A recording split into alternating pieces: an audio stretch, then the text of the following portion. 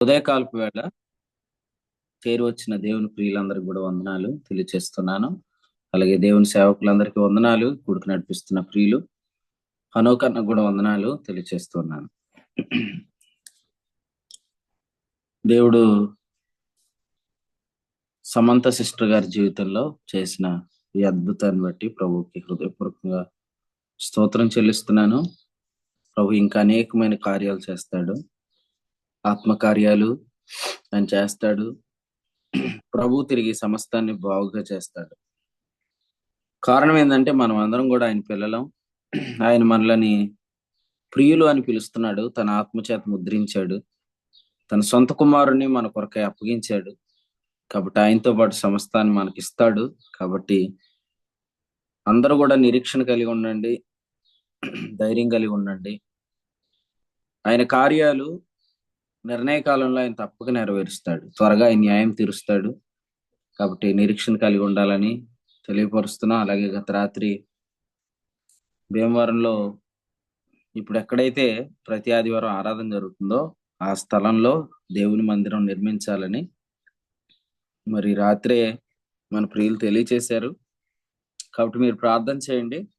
ఆ old building దాన్ని పడద్రోసి అదే ప్లేస్ లో ఒక మందిరాన్ని కట్టాలని రాత్రి ప్రియులు మాట్లాడుకున్నారు. ప్రార్థన చేయమని ప్రభు పేరు తెలియజేస్తున్నాం. ఒకవేళ ఆ మందిరం పూర్తి అయితే భీమవరంలో ఎక్కువ మంది కూడుకోవటానికి, అనేక మంది రావటానికి ప్రభు కృపణిస్తాడు. కాబట్టి చాలా మంది కూర్చోలేక, అంటే ఆ స్థలం చాలా ఇరుగ్గా ఉండటం వల్ల ఎక్కువ మంది రాలేకపోతున్నారు. కానీ ఈసారి ఎక్కువ మంది భీమవరంలో కూర్చొని ఆరాధించడానికి ఇప్పుడు అవకాశం వస్తుంది. కాబట్టి దేవుని సేవకులు డానియల్ గారు ప్రయాసపడి అక్కడ పరిచయం ప్రారంభించారు. ఆ బైబిల్ స్టడీ స్టార్ట్ చేశారు. ఇంకొక స్థలంలో సంఘం ప్రారంభించారు. అయితే సంఘము ప్రారంభించిన ఆ సంఘములో కార్యక్రమాలు జరుగుతున్నాయి. అయితే ఇక్కడ బైబిల్ స్టడీ ఎక్కడైతే స్టార్ట్ చేశారో అది వాసన్న వాళ్ళ ఇల్లు. అక్కడ ఆత్మకార్యాలు జరుగుతున్నాయి. మరి సంఘం ప్రారంభించి ఆరాధన కూడికి జరిగిస్తే ఇప్పటికి 2 సంవత్సరాలు దాటింది. ప్రభు సహాయంతో త్వరలోనే అక్కడ నూతన మందిరం నిర్మాణం జరుగుతుంది. కాబట్టి మీరందరూ కూడా ప్రార్థన చేయమని ప్రభు పేట తెలియచేస్తున్నాను. యోబు గ్రంథం 16వ అధ్యాయంలో నిన్న ఉదయకాలం మనం చదువుకున్న వాక్యం, నిన్న మనం జ్ఞాపకం చేసుకున్న వాక్యం ఏంటంటే, మీరు బాధకే కర్తలు గాని ఆదరణకు కర్తలు కాదు అనే మాట చూస్తున్నా. ఆదరణ కర్తలు మీరు కాదు అనే మాట మాట్లాడుతూ అన్నాడు, నా స్థితిలో మీరుండిన ఎడల నేనును మీ వలె మాట్లాడవచ్చును అని మాట్లాడుతున్నాడు. కారణం ఏంటంటే, ఈ ముగ్గురు స్నేహితులు కూడా యోబు పాపం చేశాడని, లేదా యోబు దేవుని దృష్టికి అపవిత్రుడని, అలాగే యోబు పిల్లలు పాపం చేశారని ఆరోపిస్తూ అందుచేతనే ఇవన్నీ సంభవిస్తున్నాయని మాట్లాడుతున్నప్పుడు, మరి యోబు చెప్పిన మాట స్టేట్మెంట్ ఏంటంటే, మీరందరూ బాధకే కర్తలు కారు, ఈ గాలి మాటలు ముగిసిపోయినా అని యోబు మాట్లాడుతున్నాడు. అయితే తర్వాత 18వ వచనంలో, భూమి నా రక్తమును కప్పివేయకుము, నా మొర్రకు విరామము కలుగుకుండును గాక అంటున్నాడు. నా పక్షముగా సాక్ష్యం పలుకువాడు పరమందున్నాడు, ఇప్పుడు నాకు సాక్షి అయిన వాడు పరలోకములో ఉన్నాడు అని అంటున్నాడు. సో మనం మొదటి అధ్యాయంలోనే చెప్పుకున్నట్లుగా యోబు గురించి దేవుడు సాక్ష్యం ఇస్తున్నాడు. యోబు పక్షంగా దేవుడు మాట్లాడుతున్నాడు. అయితే యోబు ఏమంటున్నాడంటే, భూమి నా రక్తమును కప్పివేయకుము అంటున్నాడు. అంటే యోబు దేవుడు నా పక్షంగా సాక్ష్యం ఇస్తాడని నమ్ముతున్నాడు. యోబు యథార్థవర్తనుడు, నీతిమంతుడు, లేకపోతే చెడుతనం విసర్జించిన వాడు, భయభక్తులు గలవాడనే సాక్ష్యం ఇస్తాడు అని యోబు నమ్ముతున్నాడు. కానీ ప్రియులారా వినండి, ఇక్కడ 20వ వచనంలో మరొక మాట కూడా చెప్పాడు. నరుని విషయమై ఒకడు దేవునితో వ్యాజ్యమాడవలను, నరపుత్రుని విషయమై వాని స్నేహితునితో వ్యాజ్యమాడవలను అని కోరి నేను దేవుని తట్టు దృష్టిస్తున్నాను. ఒక విషయం చెప్పాడు, నా గురించి దేవుడు సాక్ష్యం చెప్తాడు, నా పక్షంగా ఆయన మాట్లాడతాడు అని అన్నాడు. అయితే రెండవ కోరిక ఏంటంటే ఆయనది, అసలు నా సాక్షి ఉన్నాడు, నా పక్షంగా మాట్లాడతాడు అని చెప్తూ ఇప్పుడు అంటున్నాడు, కానీ నాకు అడ్వకేట్ ఉంటే బాగుండు అంటున్నాడు. నా పక్షంగా దేవునితో వ్యాజ్యమాడేవాడు ఉంటే బాగుండు.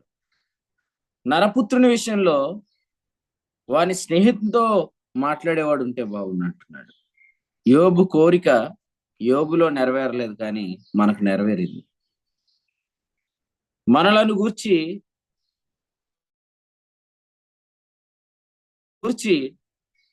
దేవునితో వాదించేవాడు ఇప్పుడు మనకున్నాడు.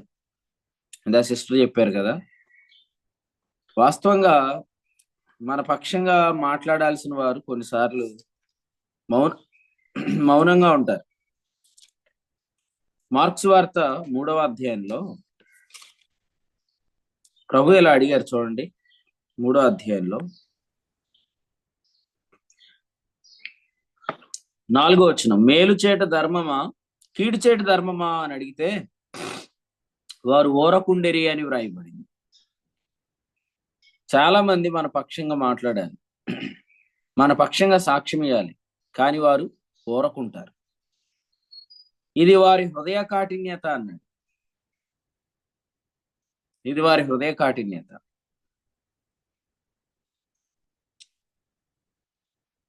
అయినా కూడా ఇది ప్రభువుకు కోపాన్ని దుఃఖాన్ని పుట్టించింది. అయినా కూడా ప్రభు యొక్క నిరీక్షణ ఏంటంటే,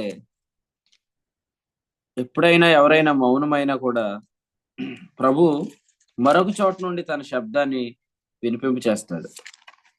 యేసుక్రీస్తు ప్రభు యెరూషలేముకు వస్తున్న సందర్భంలో అనేక మంది హోసన్నా హోసన్నా అని కేకలు వేస్తున్నారు. ఆ సందర్భంలో అక్కడ ఉన్నవారు అన్నారు, నీ శిష్యులను కేకలు వేయొద్దు అని చెప్పమని చెప్పారు. కానీ అప్పుడు యేసుప్రభు ఏమన్నారు, వీరు మౌనంగా ఉంటే ఈ రాళ్ళు కేకలు వేస్తాయని చెప్పాడు. ప్రభువును గురించి సాక్ష్యం ఇవ్వవలసిన వారు, ప్రభు పక్షంగా మాట్లాడాల్సిన వారు, లేదా కొన్నిసార్లు మన పక్షంగా సాక్ష్యం ఇవ్వాల్సిన వారు, మన పక్షంగా మాట్లాడవలసిన వారు, వారు మౌనం అయిపోతారు. కానీ మన పక్షంగా మాట్లాడేవాడు ఉన్నాడు మనకి.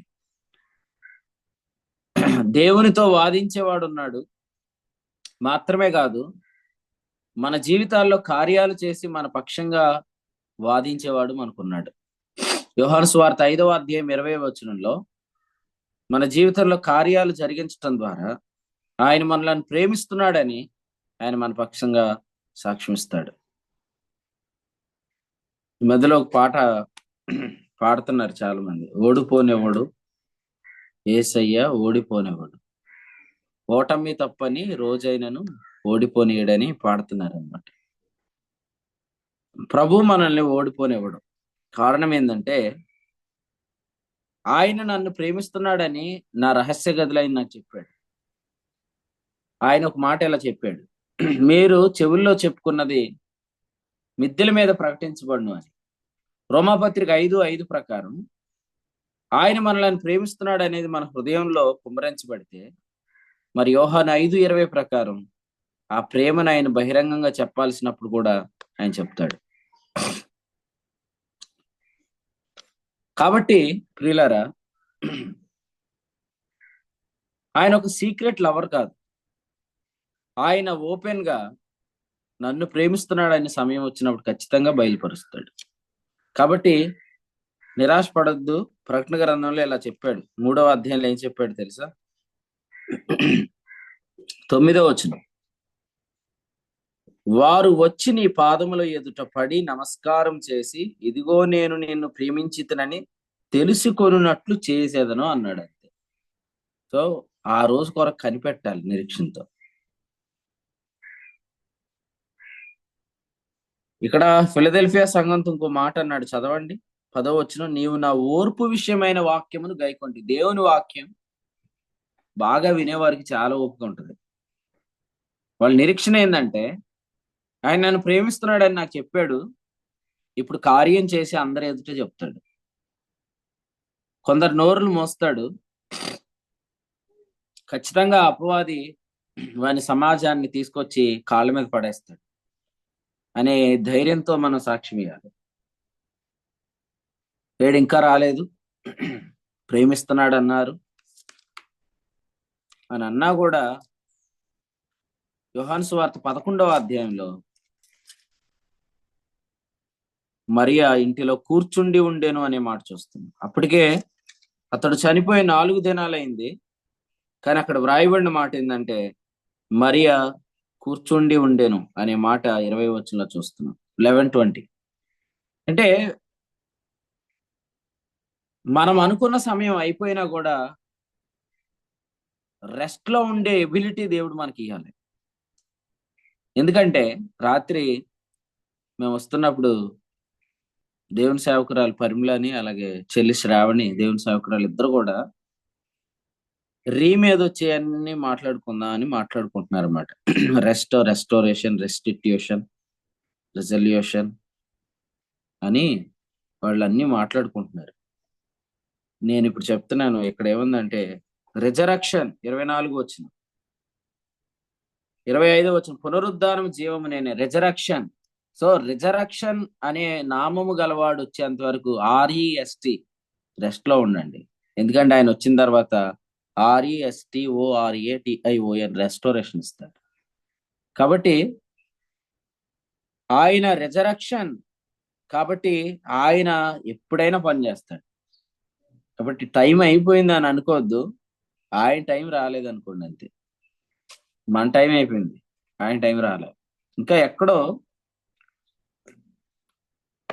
యేసుక్రీస్తుకు మాత్రమే మహిమ కలిగే పరిస్థితులు లేవు, వాటిని ప్రభు సెట్ చేసుకుంటున్నాడు.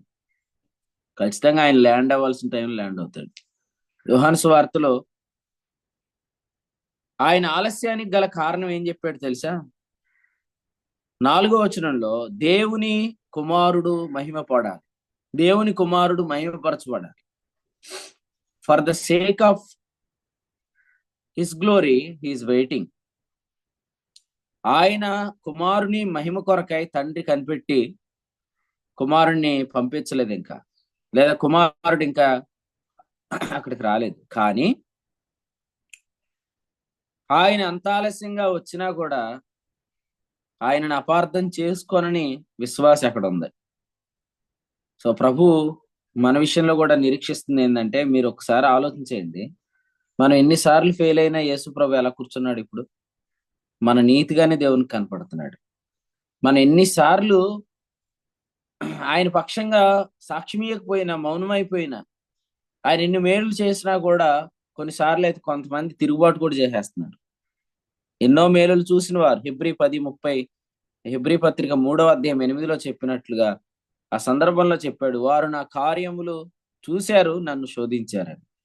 అలాగూ ఆయన మీద తిరుగుబాటు చేస్తున్న వాళ్ళు కూడా ఉన్నారు. అయినా ఆయన పోస్చర్ ఏంటి? వారి పక్షంగా దేవుని కుడిపార్శ్వాన కూర్చొని ఉన్నాడు. ఆయన వారి పక్షంగా దేవునికి ఉత్తరవాదిగా కనిపిస్తానే ఉన్నాడు. మరి ఇన్నిసార్లు మన కొరకు కనిపెట్టిన మన ప్రభు కొరకు మన జీవితంలో కూడా ఆయన చేసే కార్యం కొరకు అంతే నిరీక్షణతో, ఓపికతో కనిపెట్టొద్దా? ఖచ్చితంగా కనిపెట్టండి. ఈ ఆలస్యంలో మీరు ఎంచుకోవాల్సిన మాట ఏంటంటే, ఇక్కడే చెప్పాడు చూడండి, 5వ వచనం, యేసు మార్తను ఆమె సహోదరుని లాజరును ప్రేమించాడు. కాబట్టి ఆయన నన్ను ప్రేమిస్తున్నాడు అనే మాట తప్ప ఆదరణకరమైన మాట ఏది లేదు. ఫిలదెల్ఫియా సంఘము యోహాను సువార్త 11వ అధ్యాయంలో వ్రాయబడిన ఈ కార్యానికి ప్యారలల్ గా ఉంది. రాజమండ్రిలో ఫిలదెల్ఫియా సంఘం మీద వర్తమానం ప్రారంభించబడింది లాస్ట్ వీక్. ఈ వారం కంటిన్యూ అవుతుంది. మీరు ఆసక్తి గల వారు వినండి. ప్రకటన గ్రంథంలో 7 సంఘాలు ఉన్నాయి. ఆ 7 సంఘాలకు యోహాను సువార్తలోని 7 విషయాలు ప్యారలల్ గా ఉన్నాయని మనం వర్తమానం ప్రారంభించాం. అందులో ఈ బేతనీలో ఉన్న ఈ ముగ్గురు కూడా ఫిలదెల్ఫియా సంఘానికి సంబంధించిన సందర్భానికి వీళ్ళు లైఫ్ ఖచ్చితంగా parallel గా ఉంది. అందుకనే మీరు చూడండి, యోహాను సువార్తలో 11వ అధ్యాయంలో పునరుద్ధానం జీవం నేనే అన్నాడు కదా. ఇప్పుడు మీరు ఫిలదెల్ఫియా సంఘానికి వచ్చి చదివితే అక్కడ ఏముంది తెలుసా? నీవు నా ఓర్పు విషయమైన వాక్యమును గైకొంటివి గనుక భూనివాసులను శోధించుటకు లోకమంతటి మీదకి రాబో శోధన కాలంలో నేను నిన్ను కాపాడేదును అని వ్రాయబడింది. అంటే అర్థం ఏంటి? ఈ లోకం మీదకి ఉగ్రత దినం వచ్చేలోపే యేసుక్రీస్తు వచ్చి తన సంఘాన్ని ఆయన పునరుద్ధానంతో లేపి తీసుకొని వెళ్ళిపోతాడు. కాబట్టి మీరు ఇలా స్టడీ చేస్తే మీకు ఫిలదెల్ఫియా సంఘానికి సంబంధించిన సంగతులన్నీ యోహాను సువార్త 11వ అధ్యాయంలో దొరుకుతాయి. అంతకుముందు నేను ఇంకోటి కూడా చెప్పాను, మీరు ఎవరైనా స్టడీ చేశారు లేదు. 23వ కీర్తన అంతా యోహాను సువార్త 21వ అధ్యాయంలో ఉంటుంది. సో అది కూడా మీరు స్టడీ చేయండి. 23వ కీర్తన యోహాను సువార్త ప్యారలల్ గా ధ్యానం చేయండి. అలాగే యోహాను సువార్తలో ఉన్న 7 సూచక్రియలు, ప్రకటన గ్రంథంలో ఉన్న 7 సంఘాలు, ఇవి కంపేర్ చేస్తూ మీరు ధ్యానం చేయండి. ప్రియులారా వినండి, మన పక్షంగా మాట్లాడాల్సిన వాడు మనకున్నాడు. అయితే యోబు కోరుకున్నట్టు కాదు కానీ, లేదా యోబు మాట్లాడినట్లు కాదు కానీ, మన విషయంలో యోబు కోరుకున్నట్లుగా దేవుడు మనకి ఇచ్చాడు. యోబు యథార్థవర్తనుడు, న్యాయవంతుడని దేవుడు సాక్ష్యం చెప్పడం వేరు. అసలు మనం యథార్థవంతులం లేదా పరిశుద్ధులం, నీతిమంతులం అని క్రీస్తు మన కొరకు దేవునికి సాక్ష్యం చెప్పడం వేరు. యోబుకి ఆ సాక్షి లేడు, కానీ మనకు ఆ అడ్వకేట్ ఉన్నాడు. దీనివల్ల ఏం జరుగుతుందంటే, ఒకరోజు మన స్నేహితులతో మన విషయంలో నోరు తెరిచిన వారు అందరి నోరులు మూయించడానికి పరిశుద్ధాత్ముడు పనిచేస్తాడు. కాబట్టి యేసుక్రీస్తు మనకు పరలోకంలో దేవునికి సాక్ష్యం ఇస్తున్నాడు. పరిశుద్ధాత్ముడు మన జీవితంలో కార్యాల ద్వారా సాక్ష్యం ఇస్తున్నాడు. మొన్న తణుకులో వర్తమానంలో కూడా ప్రభు మాట్లాడింది ఏంటంటే, కార్యముల గ్రంథం, అపోస్తుల కార్యముల గ్రంథంలో ఆరంభ వచనం ఏంటంటే, మీరు సాక్ష్యం ఇవ్వండి అనలేదు, మీరు సాక్షిగా ఉందురు అన్నాడు. కార్యాలు చేస్తే సాక్షిగా ఉండకుండా ఎలా ఉంటాం? అపోస్తుల కార్యాలు 1:8, పైనను పరిశుద్ధాత్ముడు మీ మీదకి వచ్చినప్పుడు మీరు యెరూషలేములోను యోదయ సమరయ భూదిగంతముల వరకు నాకు సాక్షులే ఉందని. కార్యాలు చేసి ఆయనే సాక్ష్యం ఇస్తాడు. మన మీద చాలా మంది అనుమాన పడతారు. ఆయన ఏం చేస్తాడు? మనల్ని పరిచయం చేసి వారు చేర్చుకునేటట్టు చేస్తారు. అనేకుల మనస్సులను చెడ్డ సమాచారం చెప్పి చెరిపేసిన వాళ్ళు ఎంతమంది ఉన్నా భయపడకండి. కారణం ఏంటంటే, మనలో ఉన్న ఆత్మ దేవుడు మనపై నిలిచి మనల్ని నడిపి మనల్ని గురించి సాక్ష్యం ఇస్తాడు. అపోస్తల కార్యముల గ్రంథం 9వ అధ్యాయంలో ఒక వాక్యం చదవండి, 26 నుంచి. పౌలును బర్నబా ఎలాగో పరిచయం చేశాడో, సేమ్ హోలీ స్పిరిట్ కూడా మనల్ని అలాగే కార్యాలు జరిగించి పరిచయం చేస్తాడు. అపోస్తల కార్యాలు 9:26 చదవండి. అతడు యెరూషలేములోనికి వచ్చి శిష్యులతో కలిసి కొనుటకు యత్నము చేశాను గాని అతడు శిష్యుడని నమ్మక అందరూ అతనికి భయపడిరి. అయితే బర్నబా అతనిని దగ్గరికి తీసి అపోస్తలుల యొద్దకు తోడుకొని వచ్చి, అతడు త్రోవలో ప్రభువును చూసిననియు ప్రభు అతనితో మాట్లాడిననియు అతడు దమస్కులో యేసు నామమును బట్టి ధైర్యంగా బోధించిననియు వారికి వివరముగా తెలియపరచెను. అతడు యెరూషలేములో వారితో కూడా వస్తూ పోవచ్చు ప్రభువు నామమును బట్టి ధైర్యంగా బోధిస్తూ గ్రీకు భాషను మాట్లాడు యూదులతో మాట్లాడుతూ తర్కించుతూ ఉండెను. వారు అతని చంప ప్రయత్నం చేసిరి గాని సహోదరులు దీన్ని తెలుసుకొని అతన్ని కైసరకు తోడుకొని వచ్చి తార్సునకు పంపిరి.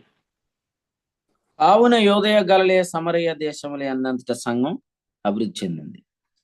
మీరు చూడండి, అపోస్తుడైన పౌలుని దగ్గరకు తీసి బర్నబా ఎలాగైతే పరిచయం చేశాడో, ఈరోజు కార్యాలు జరిగించడం ద్వారా మన విషయంలో అనాలోచనగా ఉన్న వారు అందరికీ ప్రభువే సరైన ఆలోచన కలిగిస్తాడు. కాబట్టి కొందరు పూట సాక్షులు పెట్టుకుంటారు, అబద్ధ సాక్షులు పెట్టుకుంటారు. మీకు ఒక విషయం చెప్పమంటారా?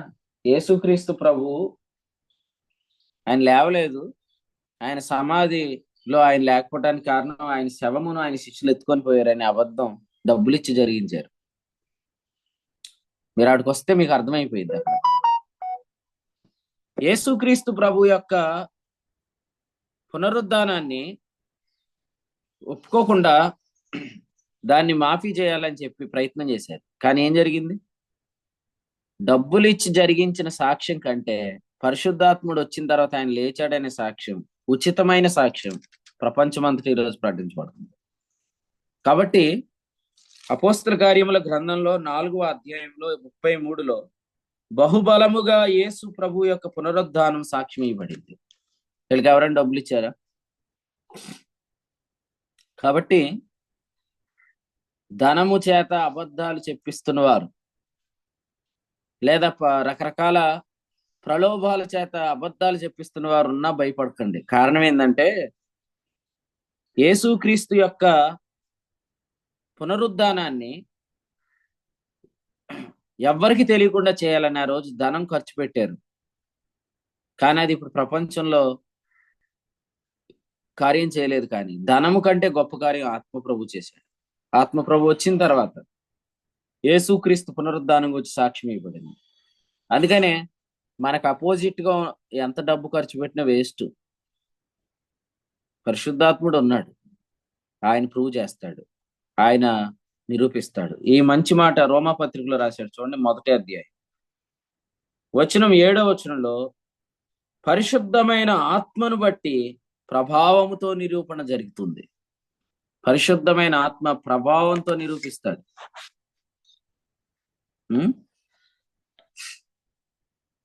అర్థం చేసుకోండి. ప్రభావంతో నిరూపించేవాడు మన పక్షంగా ఉండగా, అన్నా భయం వేస్తుందన్నా, అటు ప్రక్క చాలా డబ్బులు పెడుతున్నారన్నా, మన దగ్గర అంత లేవన్నా అంటారు. కొన్నిసార్లు కొంతమంది సేవకుడితో సమస్య ఎలా చెప్తారంటే, నువ్వైనా నన్ను కోనేట్లోకి దించన్నట్టు చెప్తారు. అట్లాగేమీ ఆలోచన చేయకండి. అంటే క్రొత్త పద్ధతిలో కార్యం జరుగుతుంది, పాత పద్ధతి వద్దిక. అంటే అమ్మా ఏదో ప్రార్థన అవసరం ఉందన్నావు కదా చెప్పంటే, కొంతమంది అటుప్రక్క డబ్బులు బాగా పెట్టారండి, మనం డబ్బులు పెడితే జరగదనేది చెప్తారు సాక్ష్యం. అలా చెప్పొద్దు. డబ్బులు పెడితే జరగదంటే అర్థం ఏంటి? మీరందరూ తలో చేయమని అర్థం, ఇంకో మాటలు చెప్పాలంటే. అంటే కోనేట్లోకి దించమని. అలా జరగదు కార్యం. ఇప్పుడు అటుప్రక్క కోట్లు పెట్టినా ఇక్కడ ప్రభు ఆత్మ ప్రభావంతో నిరూపిస్తాడు. కాబట్టి ఆత్మ ప్రభు నిరూపణ వేరు, ఆ పద్ధతి వేరు. ఇప్పటికీ జూమ్ మీటింగ్ లోకి వచ్చి జాలిగా అందరి వైపు చూడొద్దు. ఎవరైనా నన్ను కరుణిస్తారని, నన్ను లేపుతారని. నీలోనే పరిశుద్ధాత్ముడు ఉన్నాడు, ఆయనే నేను లేపి నిలబెడతాడు. అందరు నిలబెడతారని ఎవరి తట్టు చూడొద్దు. ఎందుకంటే మనం నిలబెడితే మహిమ యేసుప్రభుకు రాదు, ఆత్మ నిలబెడితే మహిమ యేసుప్రభుకు వస్తుంది. యేసుక్రీస్తు మహిమ కొరకు కార్యాలు సమకూర్చి జరిగిస్తాడు తండ్రి అని దేవుడు. రోమాపత్రిక 8:28 కానీ, హెబ్రీ 13:20 కానీ, ఈ వచనాల్లో వ్రాయబడింది ఏంటంటే, ప్రతి మంచి విషయంలో తన చిత్త ప్రకారము చేటుకు. రోమాపత్రిక 8:28 కూడా అదే. ఎందుకనగా ఆయన అనేక సహోదరులు జ్యేష్ఠుడగునట్లు మహిమపరచబడ్డాడు. ఇంకా చెప్పాలంటే కొలస్సీ పత్రిక 1లో అన్నాడు, ఆయనకు అన్నిటిలో ప్రాముఖ్యత కలిగినట్లు. సమస్తం మన లైఫ్ లో చేసేవన్నీ యేసుక్రీస్తుకు మహిమ కలగడానికి ప్రోగ్రామింగ్ చేసుకుంటున్నాడు దేవుడు. మీరు ఎందుకు ఆ కంగారు పడుతున్నారు? నేను జకరియా అన్న, అంతేనా? ఆఖరి క్షణంలో అయినా మిరాకిల్ జరుగుతుంది, నమ్మాలంతే. ఇప్పుడు మనం ఎత్తబడడానికి ఎంత టైం పడుతుంది? రెప్ప పాటలు వెళ్ళిపోతుంది. ఉత్తర దిక్కు నుండి తుఫాను వస్తుంది, అయితే పై దిక్కు నుండి పక్షిరాజు వస్తాడు. ఉత్తర దిక్కు నుండి తుఫాను వస్తుంది, కానీ పై నుండి పక్షిరాజు వస్తాడు. పక్షిరాజు వచ్చి మనల్ని ఎత్తుకొని వెళ్ళిపోతాడు. ఉత్తర దిక్కు నుండి వచ్చే తుఫాను మనల్ని ఏం చేయలేదు. యాంటీక్రైస్ట్ రివీల్ అవుతాడు, ప్రకటన 6. కానీ ఆ కీడు మన మీదకి రాకుండా ఇక్కడికి ఎక్కిరమ్మని ప్రభు మనల్ని తీసుకొని వెళ్ళిపోతాడు. రెప్ప పాటులో మిరాకిల్ జరుగుతుంది అనేది మన భవిష్యత్తు అయితే మన ప్రస్తుతం కూడా అంతే. కడవరి శత్రువు రెప్పపాటులో ఓడిపోయేటప్పుడు ప్రస్తుత శత్రువులు కూడా రెప్పపాటులోనే. కాబట్టి ధైర్యంగా ఎదురు చూడండి. ఇప్పుడు దాకా ఓపిక పట్టారు, నిరీక్షణ కలిగి ఉన్నారు. ఈ చివరి క్షణంలో ప్రభు చేసే కార్యం కొరకు కనిపెట్టండి. ఖచ్చితంగా మీరు మళ్ళీ ఆ బాధ జ్ఞాపకం చేసుకోరు. యోహాను సువార్తలో ఏం చెప్పాడు తెలుసా? 16వ అధ్యాయంలో ప్రసవ వేదన పడుతున్న స్త్రీ గురించి మాట్లాడుతూ, ఆమె బిడ్డను కనిన తర్వాత ఇక ఆ వేదన ఆమె జ్ఞాపకం చేసుకోదని 21లో చెప్పాడు, 16-20. అలాగే పెయిన్ అనేది, షేమ్ అనేది మన లైఫ్ లో ఉన్నప్పటికీ కూడా రెప్పపాటులో కార్యాన్ని ఆయన చేస్తాడంతే. ఇప్పుడు చూడండి, బిల్డింగ్ ఇన్స్టాలేషన్స్ కానీ, ప్రాజెక్ట్స్ ఈ పెద్ద పెద్ద బ్రిడ్జెస్ కానీ ఇన్స్టాలేషన్ ఎలా జరుగుతుంది? నేను చూస్తే ఏముండదు అక్కడ. మొత్తం అంతా రెడీమేడ్ తెచ్చి మిషన్స్ ఇచ్చి ఇన్స్టాల్ చేసి ఫిట్ చేసేస్తారు. ట్రాక్ కింద నుంచి కూడా బ్రిడ్జ్ చేస్తారు. ఇవి ఎంత స్పీడ్ గా జరుగుతున్నాయో, మరి ఇవన్నీ పరలోకం నుండి మనిషికి బయలుపడిన సంగతులే, జ్ఞానమే కదా. మరి అంతకంటే అడ్వాన్స్డ్ టెక్నాలజీ మన ప్రభుది. కాబట్టి ఎలా జరుగుతుంది అనుకోవద్దు. ఆయన జరిగిస్తాడు. ఎందుకంటే ఆయన మీద ఒత్తిడి ఉంది. నన్ను ప్రేమిస్తున్నానని రహస్యంగా నా గదిలో చెప్పిన వాడు ఇప్పుడు అందరి ముందు చెప్పాల్సిన బాధ్యత అయిందే కదా. అందుచేత నాకు సాక్షి అయిన వాడు పరలోకమందు ఉన్నాడు అన్నాడు యోబు. కానీ నెక్స్ట్ రెఫరెన్స్ లో అన్నాడు, నా పక్షంగా వాదించేవాడు ఉంటే బాగుండు అన్నాడు. కానీ మనం ఇప్పుడు చెప్పగలం, మన పక్షంగా వాదించేది యేసుక్రీస్తు, మన పక్షంగా మన వారితో, మన చుట్టూ ఉన్న వారితో ప్రూవ్ చేసేవాడు పరిశుద్ధాత్ముడు. కాబట్టి యేసుక్రీస్తు దేవునితో వాదిస్తాడు, పరిశుద్ధాత్ముడు మన పక్షంగా కార్యాలు చేసి ఆయన అనేకుల నోర్లు ముయిస్తాడు. అంచేత చెడ్డ సమాచారం చెప్పేస్తున్నారు, నా గురించి ఇంకేం చెప్పేస్తారు, కల్పించి చెప్పేస్తారు. అప్పుడు వారి మనసులు చెడిపోతాయి, వారు నన్ను వెలివేస్తారు, వారు నన్ను చేర్చుకోరు. ఇవన్నీ ఆలోచించకండి. కొన్నిసార్లు అవి జరగటం కూడా మంచిదే, ఎందుకంటే కొన్ని చోట్లకి మనల్ని దేవుడు వెళ్ళకుండా బ్లాక్ చేస్తాడు. కానీ ఆ తర్వాత మరల వాళ్ళే మనల్ని పిలుస్తారనమాట, రండి మీరు కావాలి మాకు అంటారు. యెఫ్తాను తరిమేయలేదా? మా యందు నీకు స్వాస్థ్యం లేదు, నీవు అన్య స్త్రీకి పుట్టినవాడు అని చెప్పి తరిమేశారు. ఈలోగానే అమ్మోనీయులకు భయపడి మళ్ళీ తీర్చి పెద్దలందరూ కలిసి వెళ్ళి యెఫ్తాను పిలిచారు. రమ్మంటే వెంటనే రాలేదు యెఫ్తా కూడా. కానీ వాస్తవంగా యెఫ్తా దేని కొరకు ఎదురు చూస్తున్నాడు? ఆయన వాగ్దానం ఏమైపోయింది? నన్ను నాయకుడిగా, న్యాయాధిపతిగా, రక్షకుడిగా పుట్టించాడు కదా. ఈ చుట్టూ అల్లరి జనం ఏంటి, ఈ దేశం తోపు దేశంలో నేను ఉండటం ఏంటి అనుకుంటున్నాడు. ఇలాగ కాలింగ్ వచ్చేసింది. ఆయన చూస్తుంటుండగానే పెద్దలు వచ్చారు. రేపొద్దురు కూడా అంతే. ఇప్పుడు చిన్న చిన్న వాళ్ళందరూ మనల్ని తొక్కేసినా రేపొద్దుట దేవుడు పెద్దోళ్ళని పంపించి నువ్వు కావాలి మాకు రావాలి అని పిలుస్తారనమాట. ఆ రోజు వచ్చేలోపే చిన్న ప్రలోభాలకు లొంగిపోవద్దు. సేవకుడా నీ భాగ్యం ఎంత గొప్పది, సేవ చేయు నీ బ్రతుకు ధన్యమైనది. చిన్న ప్రలోభాలకే లొంగిపోదువా, ఉన్నత బహుమానాలు కోల్పోదువా. నిన్ను పిలచిన వాడు శ్రీయేసుడు, కొరతేమి నీకు రానీయడు. నమ్మకంతో పని చేస్తే దీవిస్తాడు. సేవకుడా నీ భాగ్యం ఎంత గొప్పది, సేవ చేయు నీ బ్రతుకు ధన్యమైనది. చిన్న ప్రలోభాలకి ఏం లొంగిపోద్దు. నువ్వు వస్తే ఇది ఇస్తాం అది ఇస్తామని చెప్పినప్పుడు సాగిపోద్దు. కారణం ఏంటంటే ప్రభావంతో నిరూపించే ఆత్మ మనలో నివసిస్తున్నాడు. కాబట్టి సమయము రాకముందు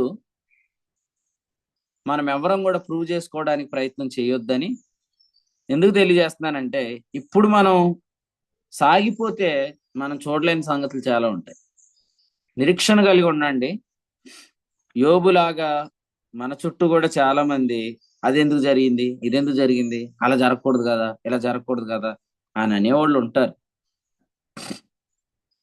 అయినా కూడా యోబు ఎలా అంటున్నాడు, నా రక్తమును భూమికి అప్పకుండును గాక అంటున్నాడు.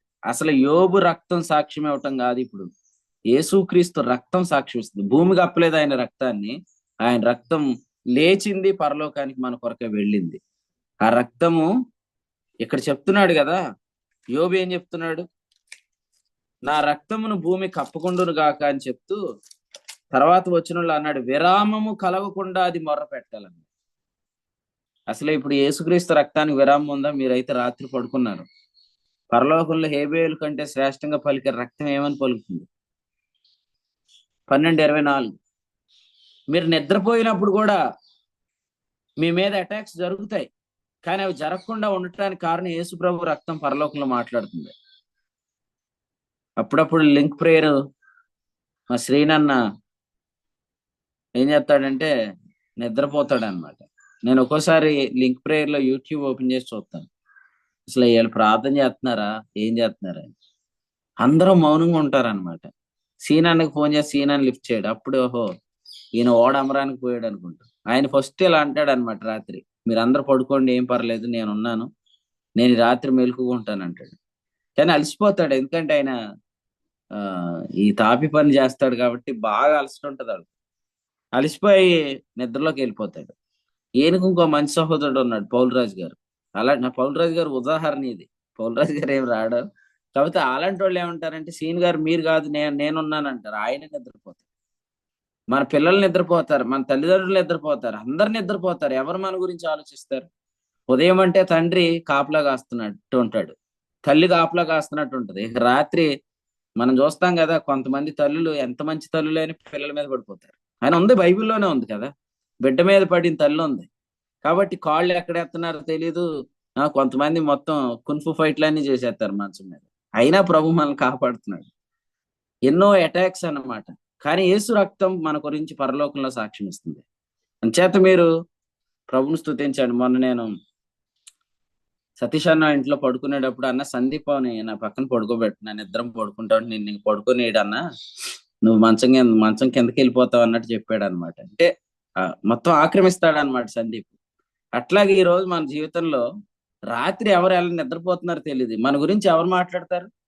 విరామము లేకుండా యేసు ప్రభు రక్తం పరలోకంలో రోమాపత్రిక 5:9 ప్రకారం ఆయన రక్తం వలన మనం నీతిమంతులమని ఆయన మన కొరకు పరలోకంలో వాదిస్తానే ఉన్నాడు. కాబట్టి చాలా ధైర్యంగా నిద్రపోవచ్చు.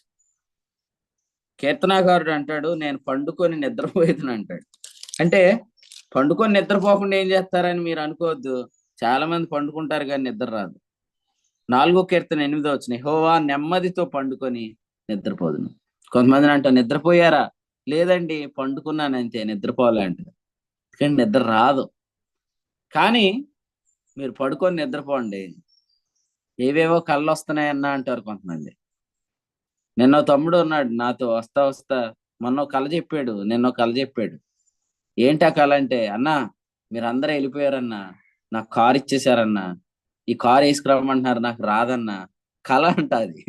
ఆ కారు ఎక్కాడంట, సైకిల్ తొక్కునట్టు తొక్కుతున్నాడంట, దాన్ని భయం వేసేస్తుంది అన్న, రాత్రంతా కళ అంతా భయమే అన్నాడు. మొన్న ఏమొచ్చిందంటే, నువ్వు నాకు ఈమెను అప్పగించావన్నా, నేను ఆమెను చూద్దాం అనుకున్నానన్నా, ఆమెను కాపలాగా అయ్యి నేను మళ్ళీ వస్తానని వెళ్ళిపోయానంట. ఈలోగా ఆమెకి దెయ్యం వచ్చినట్టు కళ వచ్చిందంట. ఇంకా ఆమె ఏమో కళ్ళేరు చేస్తుందంట, చుట్టూ మొత్తం డోర్లు క్లోజ్ చేసి ఉన్నాయంట. ఆ భయం అంట రాత్రి. కాబట్టి కొంతమందికి నిద్రపోతే భయం, ఎందుకంటే రకరకాల కళలు. యోనా ఏమంటున్నాడు 2వ అధ్యాయంలో, యోనా ఏమంటున్నాడంటే, ఆ మత్స్యము కడుపులో ఉండి ఆయన ఎటువంటి ఎక్స్పీరియన్స్ చేస్తున్నాడంటే, 2వ అధ్యాయంలో ఇలా అంటున్నాడు అనమాట.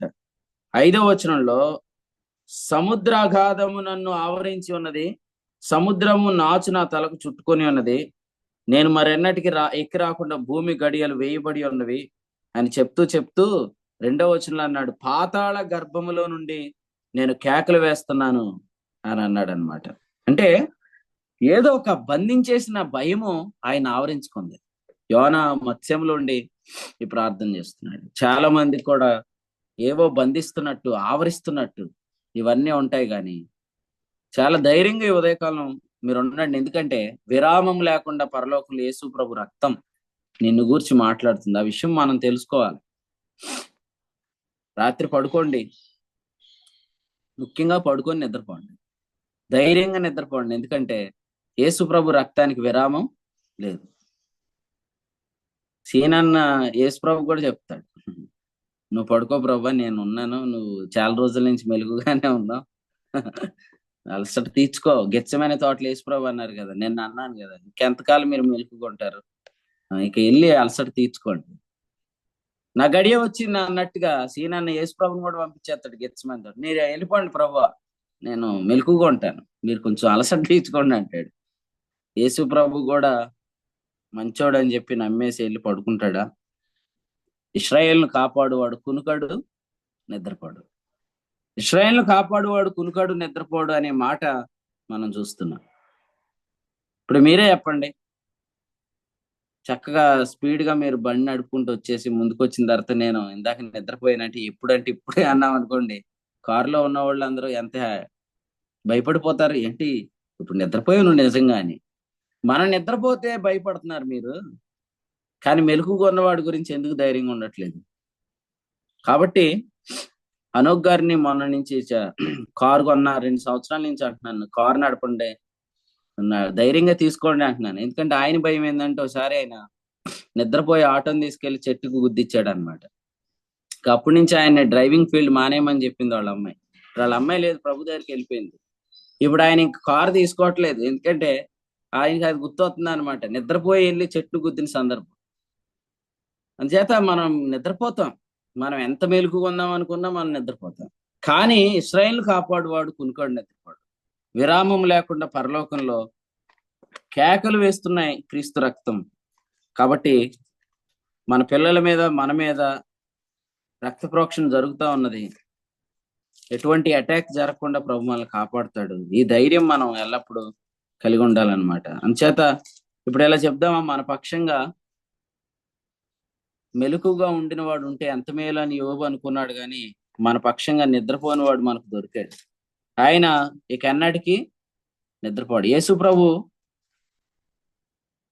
చనిపోయినప్పుడు ఈ సృష్టిని ఎవరు ఆపరేట్ చేశారనే క్వశ్చన్ ఎవరైనా అడిగారా?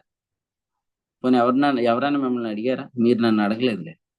యేసుక్రీస్తు సమాధిలో ఉన్నప్పుడు ఈ సృష్టిని ఎవరు ఆపరేట్ చేశారు? తండ్రి అయిన దేవుడు అని మాత్రం చెప్పండి, వందలు చెప్తాను మీకు. యేసుక్రీస్తు సమాధిలో ఉన్నప్పుడు ఈ సృష్టిని ఎవరు ఆపరేట్ చేశారు అని ఎవరైనా మిమ్మల్ని అడిగితే ఇలా చెప్పండి. యేసు ప్రభు ధోనిలో వెళ్తున్నప్పుడు శిష్యులతో, యేసు ప్రభు అలసట వాళ్ళని నిద్రపోయాడు కదా, ఆ సందర్భంలో యేసు ప్రభుని వాళ్ళు నిద్ర లేపుతుండే యేసు ప్రభు ఏమన్నారు? నిద్ర లేపారు, మంచి పని చేశారు, లేకపోతే మొత్తం మునిగిపోదాం అన్నాడా? ఆయన అన్నాడు, అల్ప విశ్వాసులారా ఎందుకు భయపడుతున్నారు అని అన్నాడు. అంటే ఆయన నిద్రపోయినా కూడా ఆయన నిద్రపోతున్నట్టు కాదు, ఆ నిద్ర మత్తు కాదు, ఆ నిద్రలో కూడా ఆయన పని చేస్తూనే ఉన్నాడు.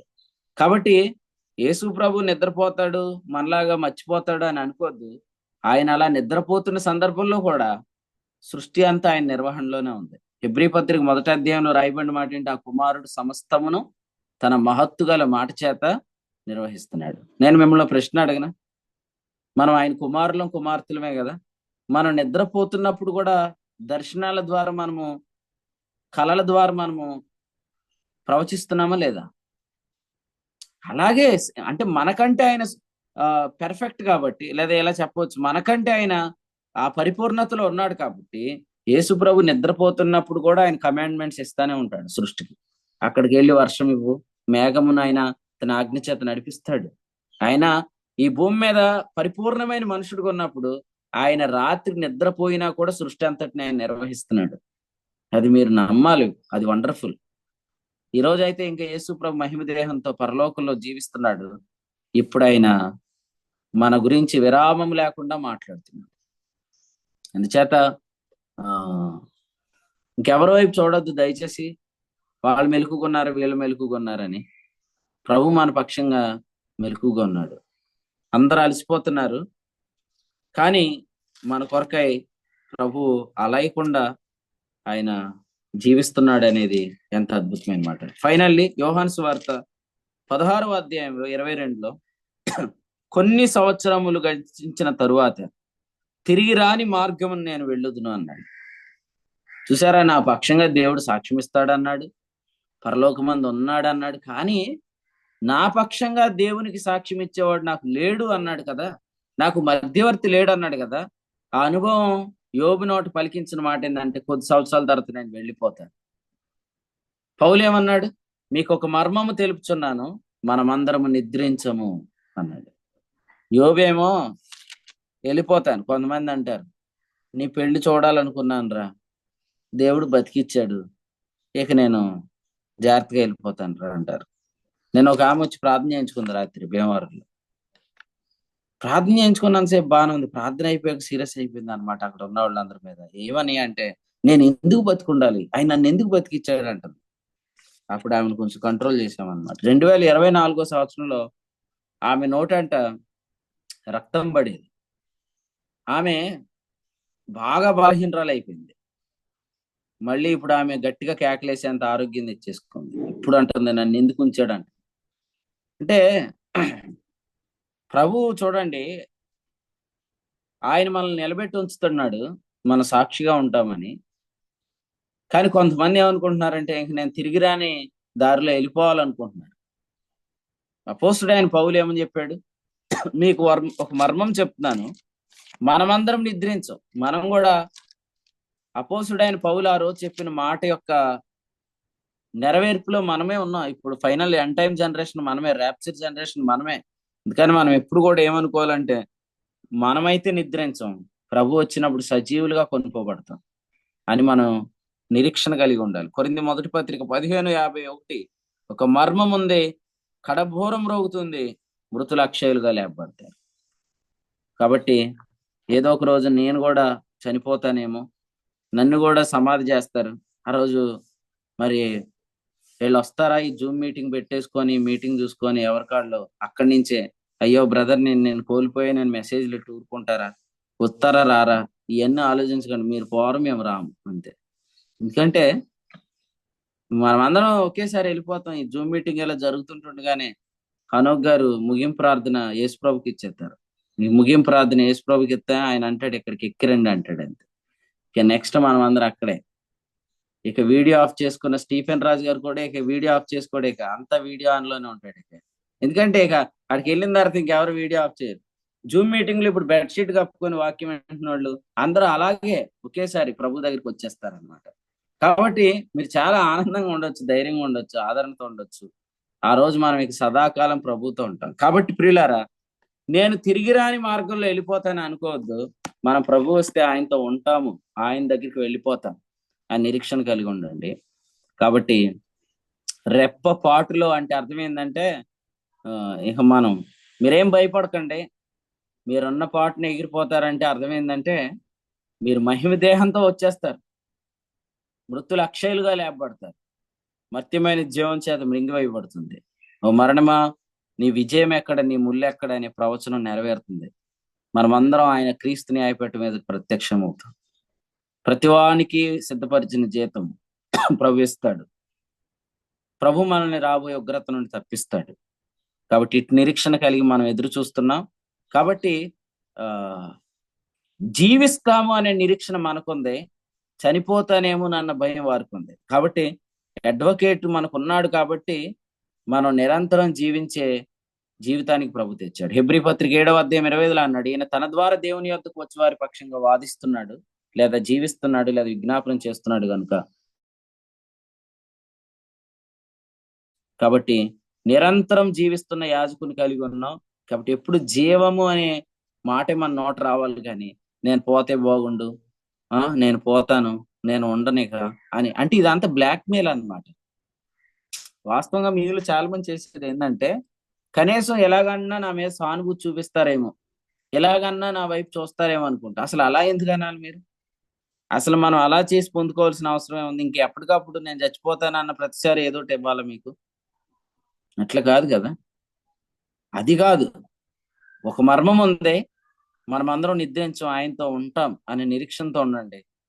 ఆ మాటలే మీ నోట పలకండి. ప్రభు అటువంటి నడిపింపు ఈ ఉదయకాలం మనందరికీ దయచేయను గాక. మన పక్షంగా పరలోకంలో జీవిస్తున్న ప్రభు అయిన యేసుక్రీస్తుని బట్టి, విరామము లేకుండా మాట్లాడుతున్న ఆయన రక్తాన్ని బట్టి, మన పక్షంగా కార్యాలు చేస్తున్న ఆయన ఆత్మను బట్టి మాత్రమే కాదు, జీవిస్తామనన్న దేవుని మర్మాన్ని బట్టి నిరీక్షణ కలిగి ప్రభులో కొనసాగుదాం. ప్రభు తలంపులు దీవించును గాక. ఆమేన్. ఆమేన్. యోబు గ్రంథం 16వ అధ్యాయం నుంచి మరొక శ్రేష్టమైన వర్తమానంతో మన అందరి హృదయాలు ఆదరించే వర్తమానంతో ప్రభు తన దాసులను వాడుకొని ఆత్మ సాయంతో అందించిన వర్తమానాన్ని బట్టి ప్రభుని స్తుతిస్తున్నాం. యోబుకు లేనటువంటి నిరీక్షణ, విశ్వాసకి ఈ రోజున ఉన్నటువంటి నిరీక్షణ గురించి ప్రభు చాలా స్పష్టంగా ఈ యొక్క వర్తమానం ద్వారా మాట్లాడారు. అందుని బట్టి ప్రభుని స్తుతిస్తున్నాం. ఈ రోజున ఉన్నటువంటి సంఘాల్లో గాని దేవుని వద్దకు వచ్చే భక్తుడికి అసలు దేవుని వద్ద నుంచి ఇప్పుడు జీవిస్తున్నటువంటి జీవితంలో ఏమీ లేదు అనే బోధలు ఎక్కువైపోయినాయి అనమాట. మీకు ఇప్పుడు మనం ఏదో కష్టపడితే మనకు పరలోకంలో ఒక స్థానం వస్తుందన్న బోధలు ఎక్కువైపోయినాయి. అయితే దేవుడు ఇంత ఉన్నతమైనటువంటి ఏర్పాటు చేసి నిరంతరం జీవించే యాజకుడిని మన కొరకు నిరంతరం విజ్ఞాపన చేసి ఆయన రక్తం నిరంతరం మన కొరకు కార్యాలు చేయడానికి మనలోనే ఉంచినటువంటి ఆత్మ, వీటన్నిటి ఎంత గొప్ప సంఘాన్ని ఏర్పాటు చేసి నిరంతరం మన మనస్సాక్షిని శుద్ధి చేస్తూ దేవుని ఎదుట మనకు ఉన్నటువంటి స్థితిని జ్ఞాపకం చేస్తూ ఉన్నటువంటి ఇంత గొప్ప సహవాసాన్ని దేవుడిచ్చి నిరంతరం ఇప్పటి జీవానికి రాబోయే జీవానికి కూడా దేవుని యొద్ద మనకి నిరీక్షణ ఉంది. ఇప్పుడు కూడా మన కార్యం చేయడానికి ఆయన ఆయన ఆయన యొద్ద నుంచి ఏదైనా పొందుకోవడానికి మనం అర్హులమే అనే ఒక గొప్ప సాక్ష్యాన్ని కలుగున్నటువంటి విశ్వాసులు ఈ రోజు దేవుని యొద్ద ఇప్పుడు మీకు ఏమీ లేదు, వచ్చినటువంటి భక్తుడికి ఏమీ లేదు అని చెప్తే అసలు దేవుని యొద్ద నుంచి ఏమి పొందుకోవడానికి దేవుని యొద్ద ఏమి లేదు అన్నప్పుడు చాలా మంది నిరాశతో ఈ రోజున దేవుని దగ్గరికి రాలేనటువంటి పరిస్థితిలో ఉన్నారు. నిజంగా దేవుడు మనల్ని అందరినీ ప్రేమించి ఎంత ఉన్నతమైనటువంటి సహవాసంలో ఉంచాడు. అందుని బట్టి ప్రభుని స్తుతిస్తూ మరి నిరంతరం మమ్మల్ని ఆదరించే వాక్యంతో మరి ఆదరిస్తున్న దేవుని సేవకులకు కూడా కూడిక పక్షంగా వందనాలు తెలియజేస్తున్నాం.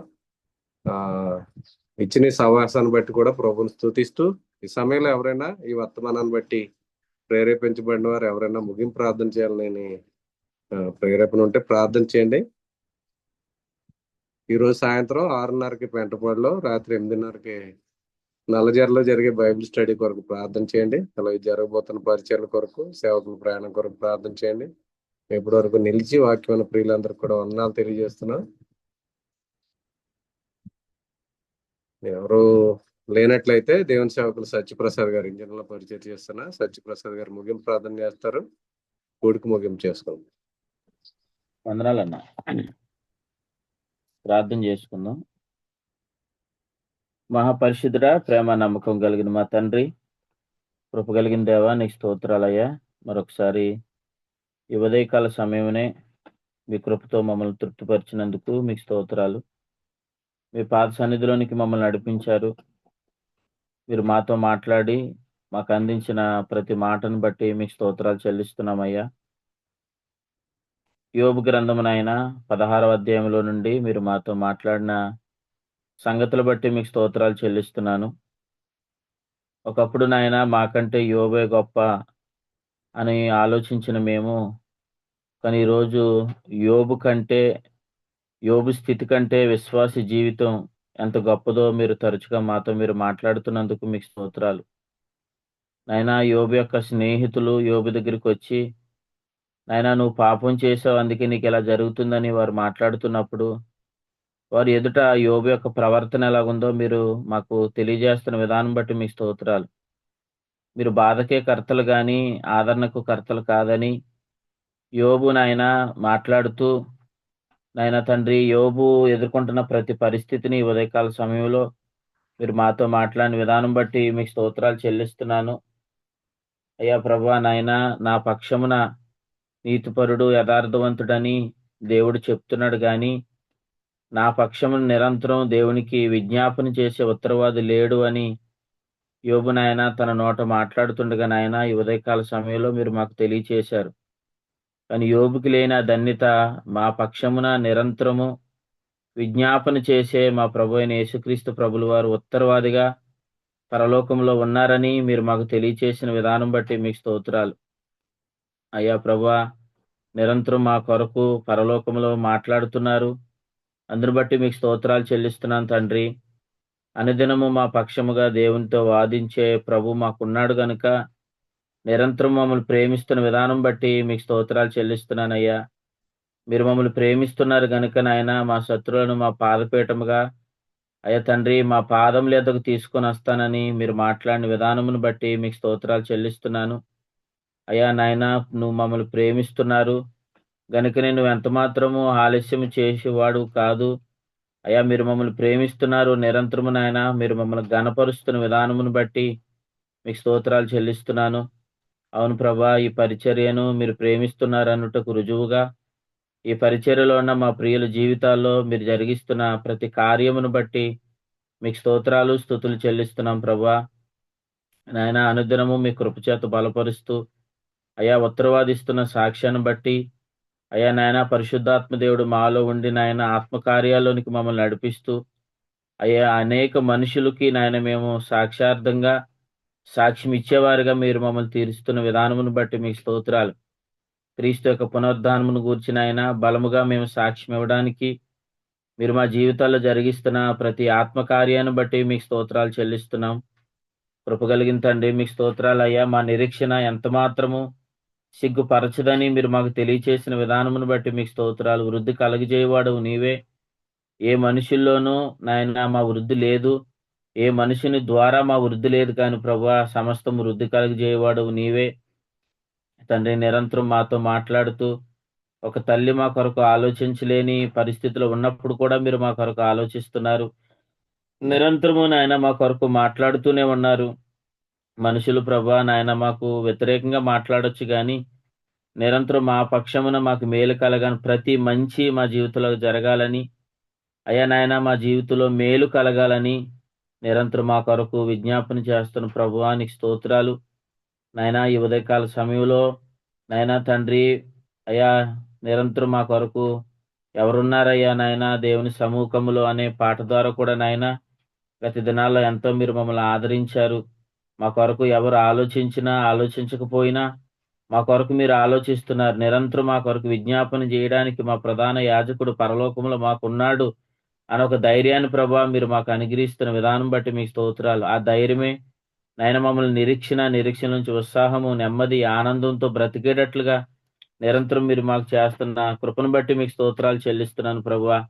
ఎప్పుడు మా నోట నేను చేయలేను, నేను వెళ్ళలేను, నా వల్ల కాదు అనే మాటలు కాదు కానీ ప్రతిరోజు నేను చేయగలను, నేను జీవించగలను అయ్యా ప్రభా, నేను విజయాన్ని చూడగలను, నేను బ్రతకగలనని ప్రతి నిత్యము నాయన జీవంతో మాట్లాడేవారుగా మా నోటిని నాయన మీరు బాగు చేసినందుకు మీకు స్తోత్రాలు తండ్రి. నాయన ఎండిన ఎముకలతో కూడా మాట్లాడే యొక్క ధైర్యాన్ని ప్రభా, చీకటితో మాట్లాడే ధైర్యాన్ని మీరు మాకు ఇచ్చినందుకు మీకు స్తోత్రాలు ప్రభా. తండ్రి నాయన మీరు నిద్రలో కూడా మా కొరకు పనిచేస్తున్నారన్న సత్యాన్ని అయ్యా ప్రభా మీరు మాట్లాడిన విధానమును బట్టి మీకు స్తోత్రాలు చెల్లిస్తున్నాను. నేను కొద్ది సంవత్సరాల్లో తిరిగి రాని పరిస్థితిలోనికి నేను వెళ్ళిపోతున్నాను యోబు అయితే చెప్పగలిగాడు. కానీ అయ్యా మేమైతే ప్రభా నిరీక్షణ లేని ఇతరుల వల్లే మీరు దుఃఖపడకుండానట్లు కను రెప్పపాట్లో నాయన కడబోరం రోగగా కను రెప్పపాట్లు మేమందరం ఎత్తబడతామని అయ్యా నాయన మీరు మాకు తెలియచేసిన విధానమును బట్టి మీకు స్తోత్రాలు. మీరు మాకు నిరీక్షణ ఇచ్చారు. రెప్పపాట్లో నాయన మేము ఎత్తబడతాం. కానీ నాయన తండ్రి కడబడి శత్రువుకి మరణం, అలాగే ఈ భూమి మీద నాయన ప్రతి శత్రువుగా ఉన్న ప్రతి సమస్యకు కూడా నాయన మీరు మరణాన్ని ఇస్తారు. అవును నాయన తండ్రి కను రెప్పపాట్లో నాయన మేము కార్యం చూడబోతున్నామని ఈ ఉదయకాల సమయంలో మీరు మాతో మాట్లాడిన సంగతులు బట్టి మీకు స్తోత్రాలు. నీ వాక్యం ద్వారా మాకు ఆదరణ, నీ వాక్యం ద్వారా మాకు నెమ్మదినిస్తున్నారు. ఓర్పు సహనం కలిగిన ఆయన అబ్రహాం ముందుకు నడిచినప్పుడు వాగ్దాన ఫలాన్ని అబ్రహాం పొందాడని మీరు మాకు తెలియచేసినట్లుగా మా ఓర్పు, మా సహనం ఎప్పటికీ కూడా నాయన అది మమ్మల్ని నిరాశలోనికి నడిపించదు. వాగ్దాన ఫలం అనుభవించేటట్లుగా నాయన నిర్ణయ కాలం తగిన కాలంలో అయ్యా ప్రభా సంగతులు నెరవేరు దినము వరకు నాయన దినమున మీరు మాకు అత్యధికమైన విజయాన్ని ఇవ్వబోతున్నారు. మీకు స్తోత్రాలు. ఈ పరిచర్యలో పాలు పంపులు పొందిన మా ప్రియ సహోదరులు సహోదరు అందరిని బట్టి కూడా మీకు స్తోత్రాలు చెల్లిస్తున్నాను. ఈ దినమున ప్రభా నీ వాక్యం విన్నారు ప్రతి ఒక్క హృదయంలో అయ్యా ప్రతి మాట స్థిరపరచండి.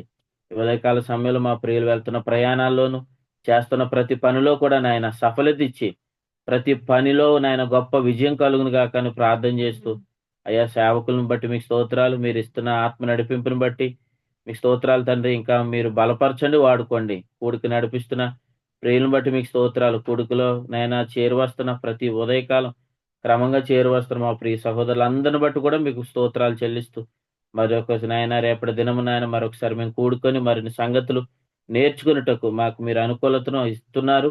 అందుని బట్టి మీకు స్తోత్రాలు చెల్లిస్తూ మా రక్షకుడును మీ ప్రియ కుమారుడైన యేసుక్రీస్తు ప్రభుల వారి పేరట స్తుతిస్తూ ఈ కూడికని ఇంతటితో ముగిస్తున్నాం పరమ తండ్రి. ఆమెన్. వందనాలండి. వందనాలండి. ముగింపు ప్రార్థన చేసిన దేవుని సేవకులు సత్యప్రసాద్ గారికి, కూడికలో ఉన్న ప్రియులందరికీ వందనాలండి. వందనాలు తెలియజేసుకుని కూడిక ముగింపు చేసుకుందాం. అన్న సత్యనారాయణ అన్న, వందనాలండి. ఒకసారి సభల గురించి ఒకసారి చెప్పండి. అంటే మీరు ప్రతిరోజు చెప్తున్నామండి, మీ సభలకు మేము మర్చిపోలేదు మేము. అన్న ఉదయం చెప్పారన్నా. ఏమంటే చెప్పారా? మీ సభలను ఎప్పుడు మర్చిపోలేదండి, మేము ప్రతి చోట ప్రకటన చేస్తానే ఉన్నాం, ప్రతి మీటింగ్ లో. వందనాలన్న, వందనాలన్న. వందనాలండి. అందరికీ వందనాలు. అందరికి వందనాలు. అందరికీ వందనాలండి. అందరికి వందనాలండి. అందరికీ వందనాలు. అందరికీ వందనాలు. అందరికీ మన ప్రభు అయిన యేసుక్రీస్తు నామములో వందనాలు. అందరికీ వందనాలండి. అందరికీ వందనాలు. అందరికీ వందనాలు. అందరికీ వందనాలు. అందరికీ వందనాలండి. అందరికీ వందనాలండి.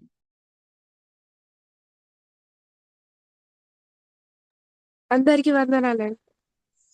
అందరికీ వందనాలండి.